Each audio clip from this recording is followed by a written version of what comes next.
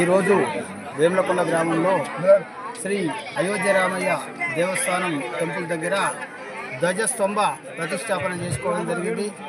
గత కొన్ని ఏళ్ళు అంటే దాదాపు వందల సంవత్సరాల క్రితం చిన్న కట్టెతోటి ధ్వజస్తంభం ఉండేను. ఆ ధ్వజస్తంభాన్ని పెద్ద ధ్వజస్తంభంగా మార్చి రాతి స్తంభం పెడదామనేటువంటి ఆలోచనతో గత 15 ఏళ్ల నుండి కూడా మేము ప్రయత్నం చేసినాం. ఆ ప్రయత్నాన్ని భగవంతుడు ఈరోజు పూర్తి చేసుకున్నారు. ఆ ధ్వజస్తంభ దాత శ్రీ సోలిపురం శ్రీకాంత్ రెడ్డి రిష్విత గారు వాళ్ళు బహుకరించారు. వాళ్లకు శ్రీ అయోధ్య రామయ్య స్వామి గారు ఎల్లవేళలా ఆయుర ఆరోగ్యాలతో ఆశీర్వదించాలని మనస్ఫూర్తిగా కోరుకుంటున్నాము.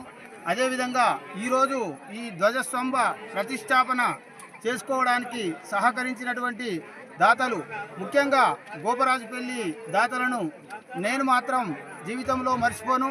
ఎందుకంటే నా గ్రామంలో మొదలుపెట్టినప్పుడు అటు ఇటు అనగా గోపరాజుపల్లికి పోయి 1 గంట లోపల ఒక ఇంట్లో కూర్చొని మన చిల్లర స్వామి ఇంట్లో కూర్చొని ప్రతి ఒక్కరికి ఫోన్ చేయగా వారు స్పందించి ప్రతి ఒక్కరూ, ఉదాహరణ పైల సుధాకర్ రెడ్డి అయితేనేమి, పైల దామోదర్ రెడ్డి అయితేనేమి, యాస మల్లారెడ్డి అయితేనేమి, యాస నర్సిరెడ్డి అయితేనేమి, యాస వెంకటరామరెడ్డి అయితేనేమి, కోమటిరెడ్డి చంద్రారెడ్డి అయితేనేమి, వీళ్ళందరూ ఏ ఒక్కరు కూడా నా ఫోన్లో నుంచి ఫోన్ పోగానే ఎమ్మటే ప్రతి వ్యక్తి కూడా 5,116 నుండి 10,116 వరకు బహుకరించారు.